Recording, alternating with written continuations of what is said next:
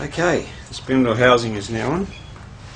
It's now on the bed, as you can see. All tightened up. Now, ready for the next step, which is the reversal of the removal.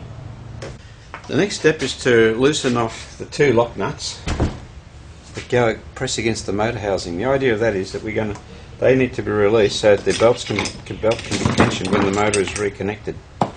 So you have to release the lock nuts and adjust the Allen keys till they're flush with the back of the housing. Which I'm going to do now. Smaller one.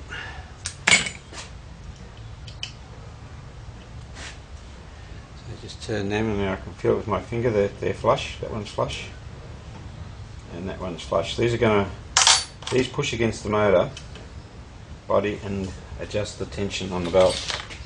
Unfortunately, you have to do that once you take the motor off and put it back on. So now we'll connect the motor. Push the wires through the front, down in here, through that large hole, and in the earth. We're going to attach the motor and belt to the pulley.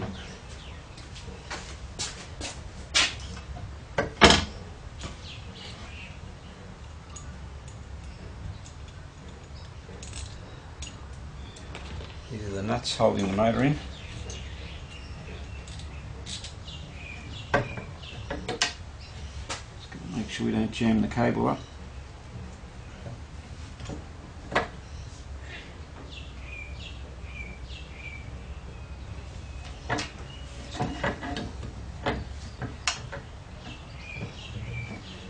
Slots there. Flat washer. Spring washers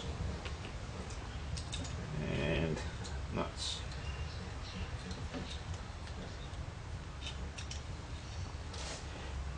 And we use this little box spanner, which was 10mm, to loosen them, so we'll use that to tighten them up.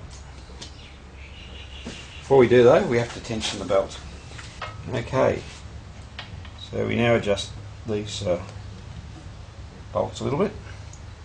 Push them up so we can get the belt on.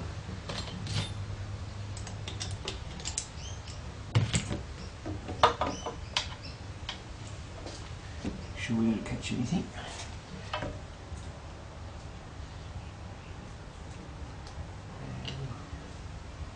Belt on. And the next idea is to move the spindle back and forth, all the time adjusting this, the motor position, so that the belt runs straight. So we'll do that and then we'll tighten these up just so that they just touch the motor body. Okay, I've mounted the headstock and I have attached the motor to this thing. I found the bearings were too tight. Gently tap this end, undo these nuts, tap it, just 1 or 2 taps with the hammer until the spindle rotated freely. As you can see, it's rotating quite freely now. I'm now testing the trueness. It looks pretty good actually, what I've seen of it so far. It's quite happy with this. So we're now going to put the dial gauge on the chuck and see what we get. Move the apparatus over here. Bring that out. Yes, one way of adjusting the chuck is to actually use a dial gauge, because the chuck's got 3 screws and they don't necessarily always line up.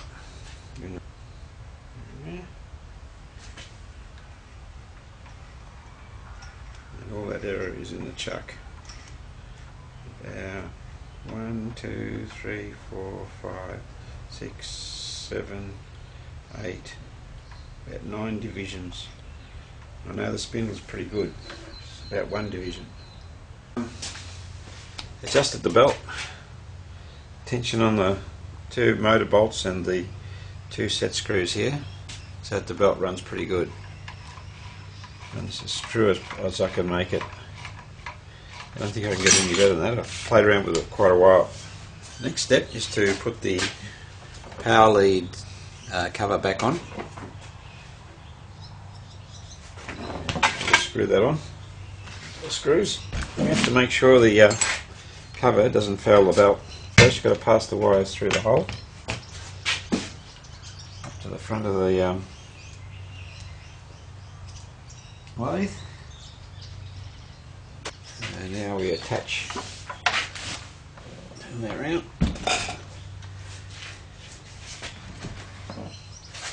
Attach the screws for that. That will be the last box. There's 2 screws there. And we've got to make sure that we don't catch the belt. Goes there like that. Make sure there's enough clearance here. So there we go. Put the second screw in.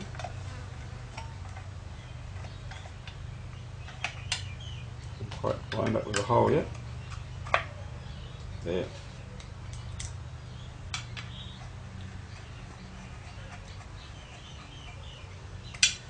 And you make sure this edge clears the belt.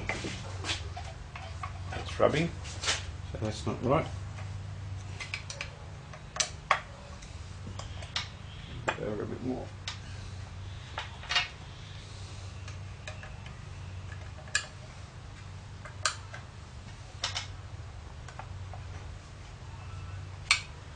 Right. Okay, that's now on.